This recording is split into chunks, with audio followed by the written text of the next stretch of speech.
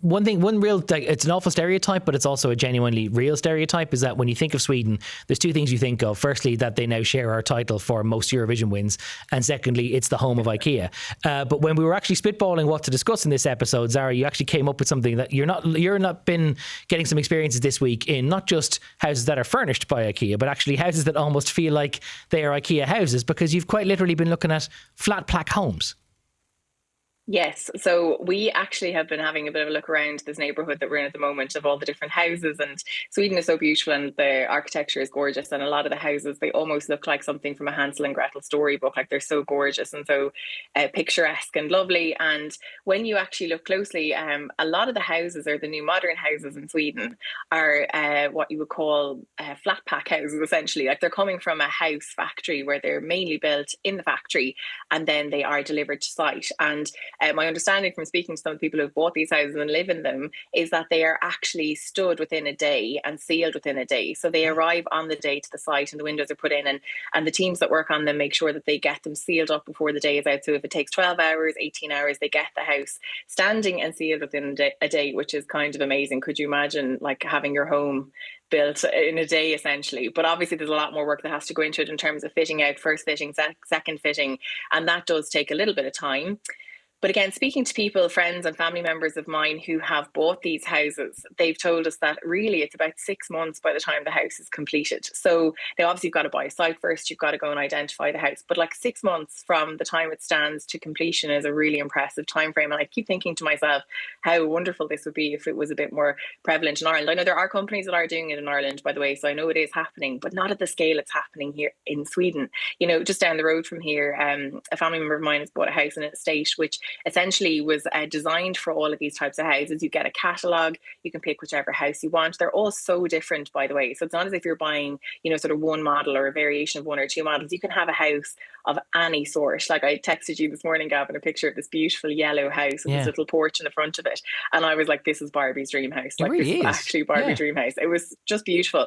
But, you know, crucially, I think there's a misconception maybe sometimes that these types of houses are, you know, would they be as durable, or would they last with the Irish winters and weather? But you have to remember, you know, Sweden gets very severe winters here. You've got snow, really cold conditions. These houses are finished out to a very high quality, triple glazing. The burr rating, as we call it back home, is incredibly high on them.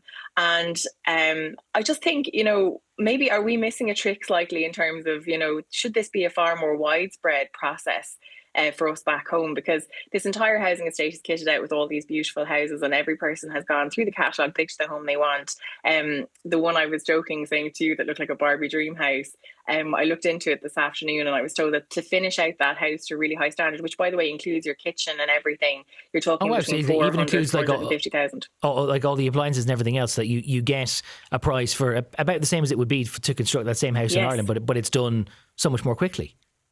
It's basically finished out, you know what I mean? So I don't think you get a sofa with it, but I think you get more or less pretty much everything else. I got a text earlier today from somebody who works on fitting out the houses and outlining in detail, you know, basically everything is in it. So you go through the catalogue, you pick out everything that you want from it, and as long as those who are fitting it out know well in advance, you're given a set price, and the team that fits it out are obligated duly to complete that fit out for the price they give you. So there's no, you know, worry about it going over budget. There's no ambiguity. And also, crucially, here in Sweden, they have to make sure that they get it done for you within that 6 month period, if not even quicker, which I think is amazing. You know, I was asking about the planning system here and saying, you know, how does that work? You know, how long would it take for you to get an answer, whether it's a yes or a no from the planning office? And they were saying, if you Google it, it'll say it'll take 10 weeks. But most people that I've spoken to, again, we have friends and family from various different parts of Sweden, so not just here where we are at the moment, who told us they got their planning decision within 4 weeks.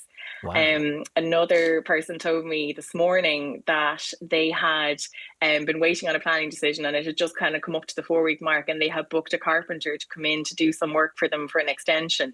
And they got onto the planning office and they said, look, we've got a carpenter coming, we've got him booked. Like, we kind of thought we'd have the decision by now. And the planning office were like, oh God, so sorry about that. Give us a half an hour. And they came back and sent off an email within a half an hour saying, yeah, fire ahead there now, that's sorted.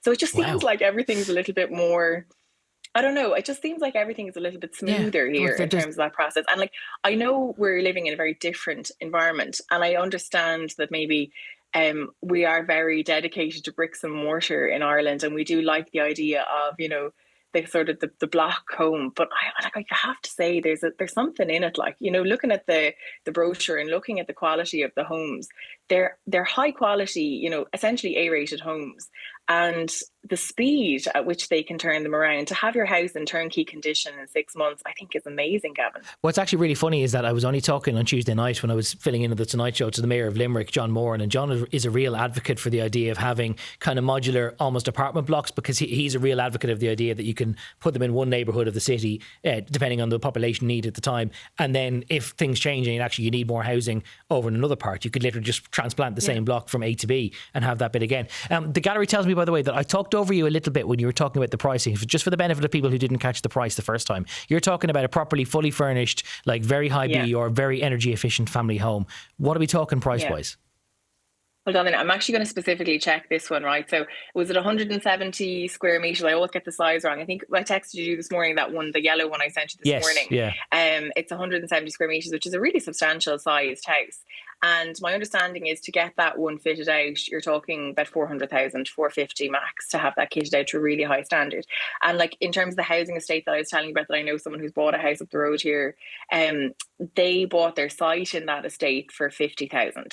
So they got a site for 50,000, and then they got their home for, I think the house that they picked actually was around 350. They got a different one. But, so the point is, like, there's a house for everyone's price point in the catalogue. So it's accessible, it's not as if you're sort of tied to, you've got to buy a certain one. And also they're not all uniform. They're all actually completely different. Some of them are kind of smaller little white bungalows. Some of them are like 2-story, as I said, in Sweden, beautiful bright colours. Some of them are yellow, some of them are red. And, the thing being that everyone has their own little plot of land and the sites are quite affordable.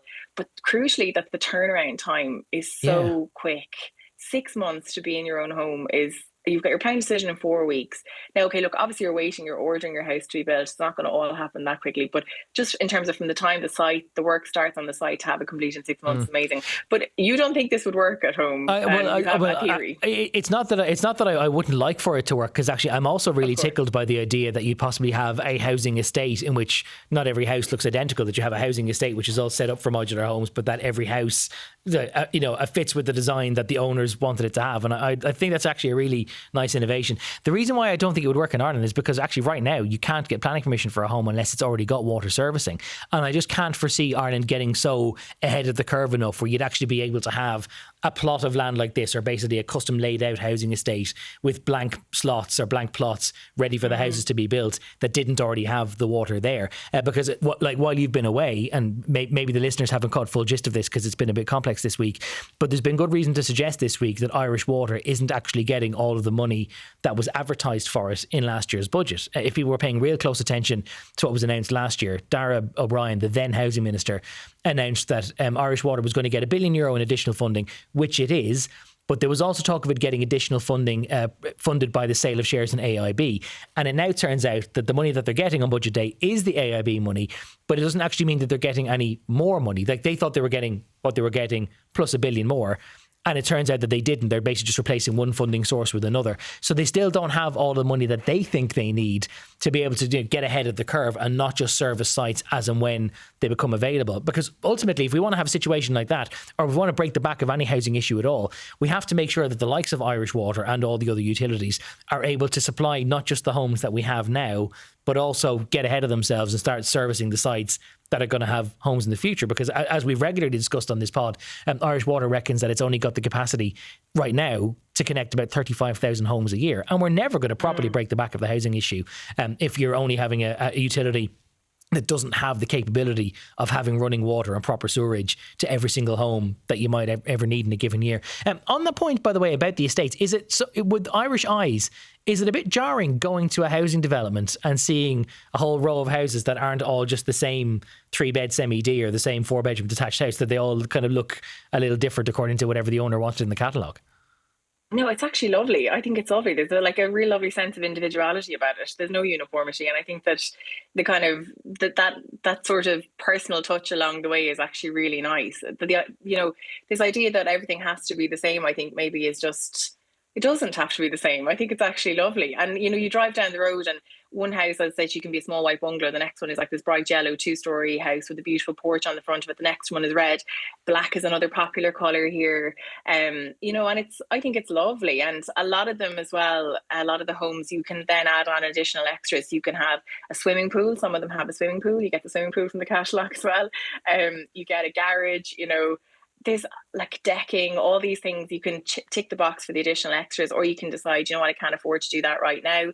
Maybe I live in my house for a year or two and I come back to the company and I get my matching garage as well. And I don't know, the whole thing just seems really, novel, sort of, even though I know it's been around for a really long time. And I know there are modular homes in Ireland, and I know it does exist on some level. But I think at the scale they're doing it here now, you're seeing young couples, like it's so rare in Ireland now to see a couple in their 20s owning their own home and starting their family. Whereas, in this new estate down the road here, the neighbours of our friends are young couples in their 20s who've started their families and are cracking on with life. And they've got these beautiful brand new homes. I'm like, what? We're missing a trick back home that we don't have that. Yeah, sounds somewhat idyllic. The other thing, by the way, that does cross my mind is that the pricing for that sort of incorporates the idea that you might get the plot of land for about €50,000, which I don't suspect you'd get many plots of land in Ireland for 50,000, but that's a question for another day.